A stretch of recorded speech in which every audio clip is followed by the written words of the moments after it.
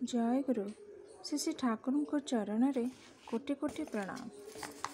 श्री श्री ठाकुर गोटे गप कहते। ठाकुर सबू रंगरे अछंती, सबू रूपरे भी अछंती, सबुठी भी बसिछंती।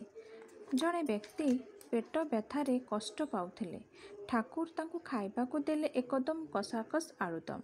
जेउठारे पानी पीले भी तांकर हजम हुए ना, सेठारे एपरे आलुदम। सेही व्यक्ति भाबुछंती एबे बोधे प्राणटा गला, समय बहीगला, किंतु पेटरे व्यथा उदय हैला नाही। कारण सेही आलुदम जेउ जेउ मसला थिला सेगुड़िक सबु ही हुए तो सेही व्यक्तिंक पेट पाई प्रयोजनीय होइथिला। जेउठी ठाकुर जानती सेही व्यक्ति पेट व्यापार रे असंतुष्ट होई जाई पेटटाको एते ही अक्षम करि देइथिला जे से तार निजस्व रोग प्रतिरोध गुण हरेई बसिथिला। ताहेले मसला विषयटा अबांतर नुहे। मु पढ़ी दिल्ली रे बादशाह अमल रे थरे आंत्रिकर प्रकोप हेबारु सेठाकार हकीम माने विशेष एक मसलादार पानी प्रस्तुत करुथिले।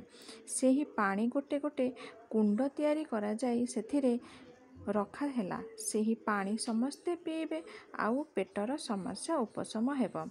सेही पानी पीबा पाई छोट छोट पात्र रे प्रयोजन हेबारु छोट छोट पूरी बनेई सेथिरे पानी भरी खाइबा आरंभ हैला।